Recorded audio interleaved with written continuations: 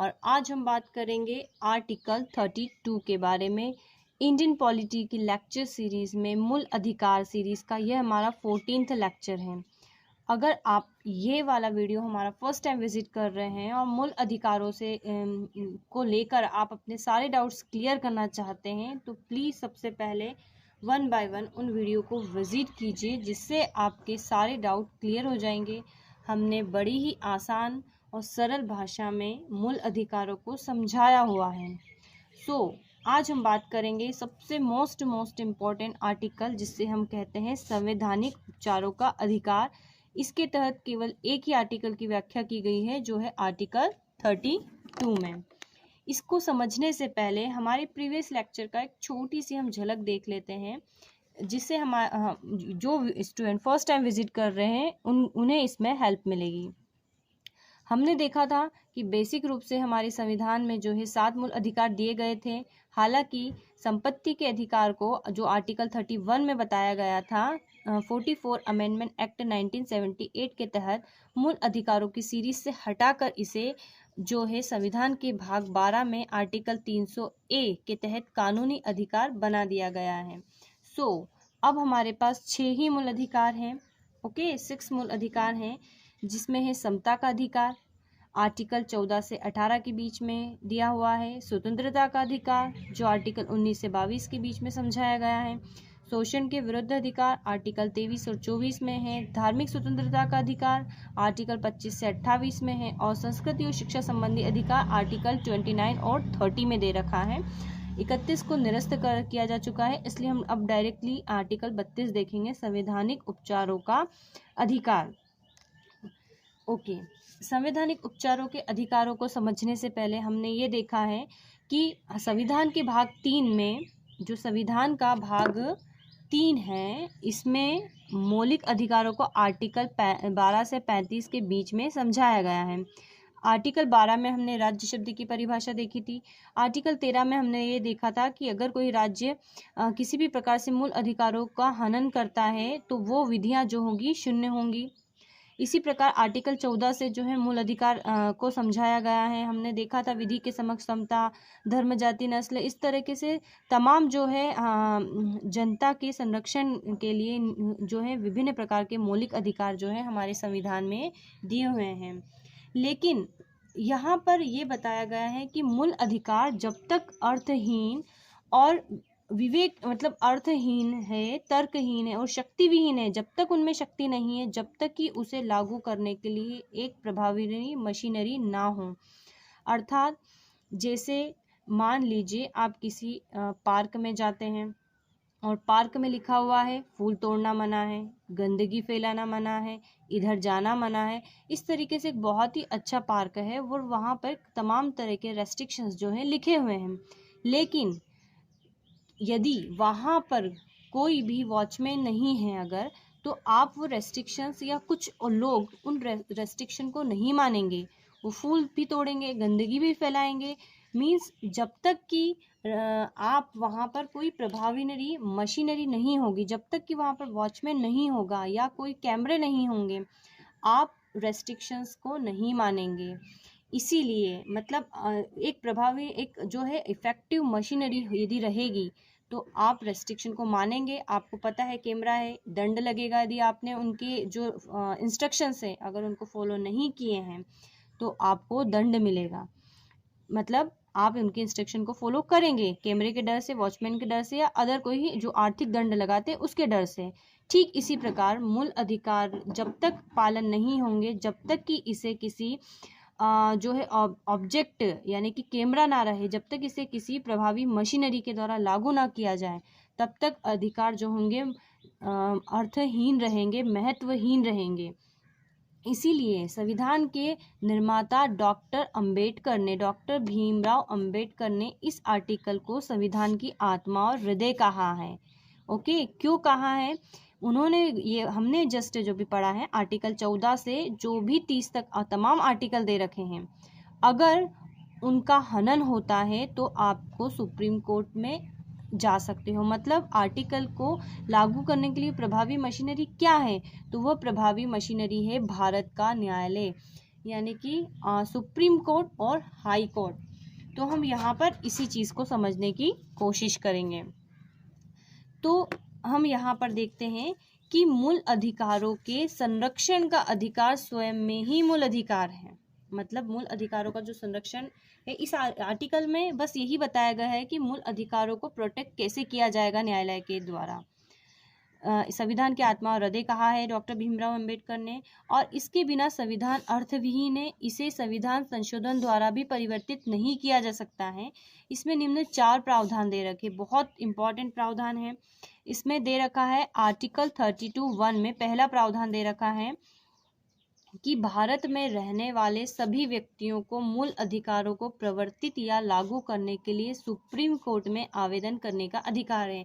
मतलब हमें पता है सुप्रीम कोर्ट में हम डायरेक्टली नहीं जा सकते हैं, हम जो है निचले जो कोर्ट होते हैं उनके अगेंस्ट अपील लेके जाते हैं। लेकिन यहाँ पर संविधान ने बताया है कि अगर आपके फंडामेंटल राइट का अतिक्रमण होता है, उनका हनन होता है, तो आप सुप्रीम कोर्ट डायरेक्टली जा सकते हैं। दैट मीन आपको बिना किसी, सामान्य नागरिक हो, आप सभी के लिए इक्वल हैं, आपको सुप्रीम कोर्ट में जाने का अधिकार है।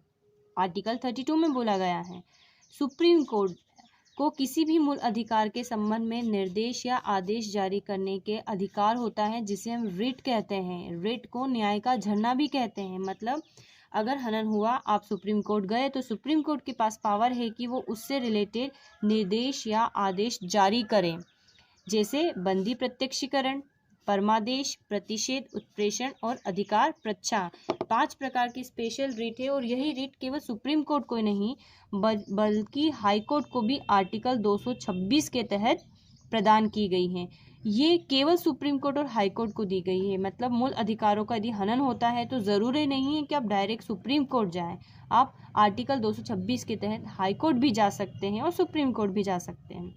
इन दोनों के अलावा जो अधीनस्थ न्यायालय हैं उनको ये अधिकार नहीं दिए गए हैं फिलहाल अभी। लेकिन आर्टिकल जो 32 का 3rd क्लोज ये कहता है कि संसद को यह शक्ति प्राप्त है कि वह किसी भी अन्य कोर्ट को सभी प्रकार के निर्देश, आदेश और रिट जारी करने की शक्ति प्रदान करे। मतलब संसद को जो है शक्ति दी गई है, लेकिन अब तक ऐसा नहीं हुआ है। 4th आर्टिकल का जो 32 का 4th पॉइंट ये कहता है कि इस अधिकार को किसी भी हाल में निलंबित नहीं किया जा सकता सिवाय उचित संवैधानिक तरीके से। हालांकि राष्ट्रीय आपातकाल आर्टिकल 359 के तहत इसको टेम्परेरी टाइम के लिए स्थगित किया जा सकता है। ठीक है, तो हमने बड़े ही सिंपल वे में ये देखा कि आर्टिकल 32 एक्चुअल में क्या होता है। तमाम आर्टिकल्स का जो है प्रोटेक्ट करने के लिए एक इफ़ेक्टिव मशीन होनी चाहिए, मशीनरी होनी चाहिए, जो कि हमारे भारत का न्यायालय आर्टिकल 32 के तहत सुप्रीम कोर्ट और आर्टिकल 226 के तहत हाई कोर्ट है। ये जो है मूल अधिकारों को लागू करना इनका काम होता है। अब हम यहाँ पर आगे जो है रिट समझ लेते हैं, तमाम प्रकार की रिट समझ लेते हैं, एग्जाम में बहुत पूछी जाती है, बहुत मोस्ट इम्पोर्टेंट आर्टिकल है। सो हम ये समझेंगे रिट क्या होती है। जो रिट होती है इन्हें एक्चुअल में न्याय का झरना भी बोलते हैं, न्याय का झरना भी कहते हैं। और बड़े ही सिंपल लैंग्वेज में हम इसे समझेंगे। किस प्रकार की रिट होती हैं? बंदी प्रत्यक्षीकरण, परमादेश, अधिकार प्रच्छा, प्रतिषेध और उत्प्रेषण। प्रतिषेध, निषेध या उत्प्रेषण। अब हम सबसे पहली समझते हैं बंदी प्रत्यक्षीकरण या हैबियस कॉर्पस। डायरेक्टली कहीं एग्जाम में पूछा गया है कि बंदी प्रत्यक्षीकरण का क्या अर्थ है, कितनी ही एग्जाम में पूछा गया है, तो हम इसे समझते हैं। इंग्लिश में से बोलते हैं हैबियस कॉर्पस। तो हैबियस कॉर्पस एक लैटिन शब्द है जिसका शाब्दिक अर्थ है शरीर को प्रस्तुत करना। अर्थात समझ में नहीं आया, मतलब ये है यह किसी व्यक्ति को जबरन हिरासत में रखने के विरुद्ध है।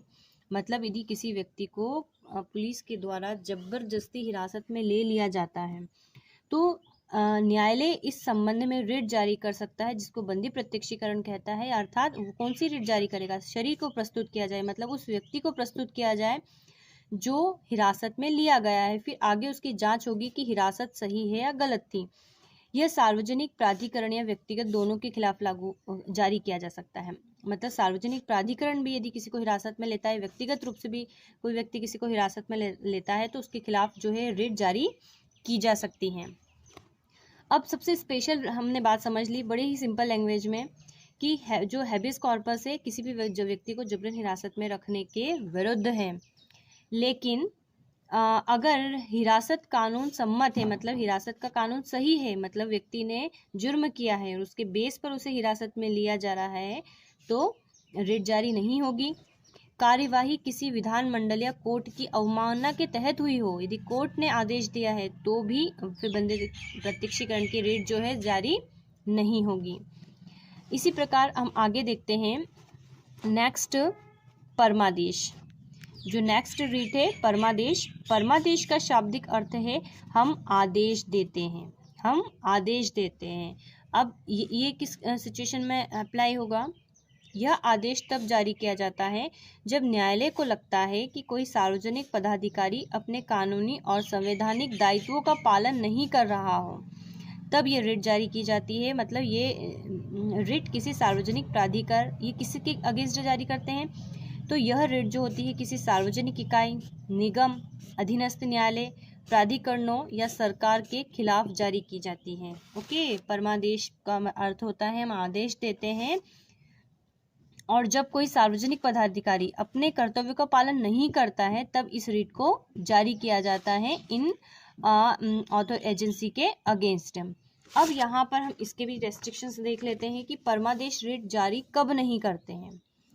तो किसी भी निजी व्यक्तियों या इकाइयों के विरुद्ध, गैर संवैधानिक विभाग, जब कर्तव्य विवेक अनुसार हो, राष्ट्रपति या राज्यों के राज्यपाल के विरुद्ध। सबसे इम्पोर्टेंट है, पूछ लिया जाता है एग्जाम में कि परमादेश रिट किसके अगेंस्ट जारी नहीं कर सकते हैं, और ये पूछा गया है राष्ट्रपति या राज्यों के राज्यपालों के विरुद्ध, हाईकोर्ट के चीफ जस्टिस जो न्यायिक क्षमता में कार्यरत है इनके अगेंस्ट रिट को, परमादेश रिट को जारी नहीं किया जा सकता है।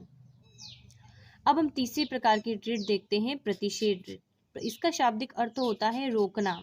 मतलब जब कोई निचली अदालत, हमें पता है इस प्रकार से यदि हम एक ट्रायंगल बनाएं तो सबसे नीचे जो होती है सब ऑर्डिनेट या अधीनस्थ कोर्ट होती है, जिला न्यायालय होते हैं, ऊपर इनके ऊपर हाई कोर्ट होती है और इसके ऊपर सुप्रीम कोर्ट होता है। सबसे टॉप बॉडी जो होती है, एपेक्स बॉडी जो होती है वो सुप्रीम कोर्ट होती है। तो अगर कोई निचली अदालत, ठीक है, अगर कोई निचली अदालत अपने अधिकार, यहाँ पर निचली अदालतों से तात्पर्य सब ऑर्डिनेट कोर्ट से, जब कोई निचली अदालत अपने अधिकार क्षेत्र का अतिक्रमण करके किसी मुकदमे की सुनवाई करती है तो ऊपर की अदालतें रोकने के लिए निषेध आदेश यानी कि प्रतिषेध रिट को जारी करती है, क्योंकि इसका अर्थ ही रोकना है। मतलब अपने अधिकार क्षेत्र के अगेंस्ट कार्य कर रही है और पता चल गया न्यायालय को, उच्च न्यायालय को जो इनके ऊपर है, हाईकोर्ट या सुप्रीम कोर्ट, तो वो इस रिट को जारी कर सकते हैं। यह रिट केवल न्यायिक एवं अर्ध न्यायिक प्राधिकरणों के विरुद्ध ही जारी की जा सकती है। बड़ा ही सिंपल है, क्योंकि यहाँ पर जो अपराध, मतलब जो अपराध नहीं कहेंगे, यानी कि यहाँ पर जो आदेश की अवहेलना हो रही है वो निचली अदालत के द्वारा हो रही है। इसीलिए यहाँ पर कहा गया है कि ये रिट केवल न्यायिक एवं अर्ध न्यायिक प्राधिकरणों के विरुद्ध ही जारी किए जा सकते हैं, जबकि बंदी प्रत्यक्षीकरण और परमादेश रिट जो है अदर्स के अगेंस्ट भी जारी कर सकते थे, हमने पढ़ा है। यह प्रशासनिक प्राधिकरणों, विधायी निकायों, निजी व्यक्ति निकायों के लिए उपलब्ध नहीं है, यही इसका जो लिमिटेशन है।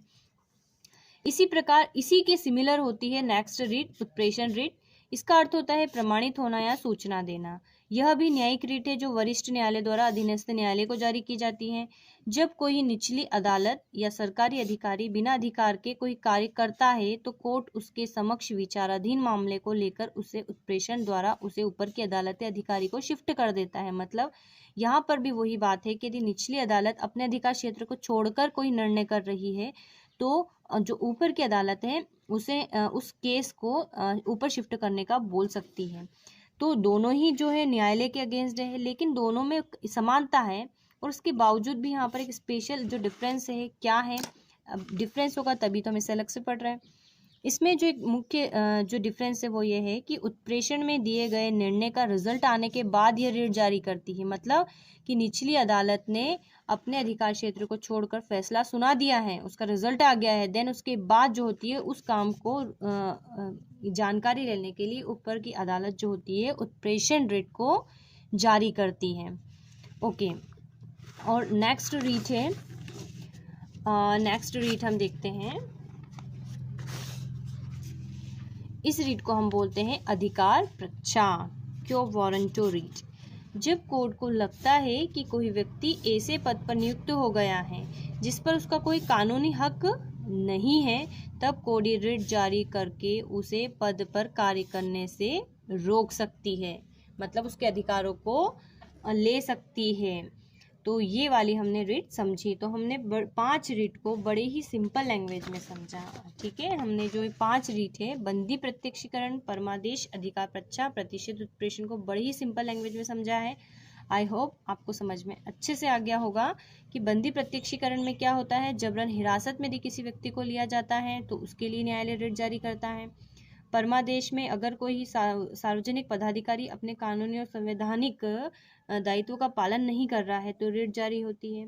प्रतिषेध और उत्प्रेषण में यदि कोई न्यायालय अपने अधिकार क्षेत्र को छोड़कर जो है फैसले लेता है तो रीट जारी होती है, लेकिन ये तुरंत जारी होती है और उसको रोकने के लिए, और ये रिजल्ट आने के बाद जारी होती है। और अधिकार प्रच्छा में हम देख चुके हैं कि इसमें अपने जो है कोई ऐसे व्यक्ति के अगेंस्ट जारी होती है जिसका उस पद पर कोई कानूनी हक नहीं है। ठीक है, तो हमने यहाँ पर इतनी रीट को देखा। तो आज हमने बात करी है आर्टिकल 32 के बारे में, जिसमें संवैधानिक उपचारों का अधिकार दे रखा था। अगर आपको हमारा ये वीडियो पसंद आया है तो हमारे चैनल को प्लीज़ सब्सक्राइब कीजिए, लाइक कीजिए, शेयर कीजिए, कमेंट्स करिए। Thank you for watching.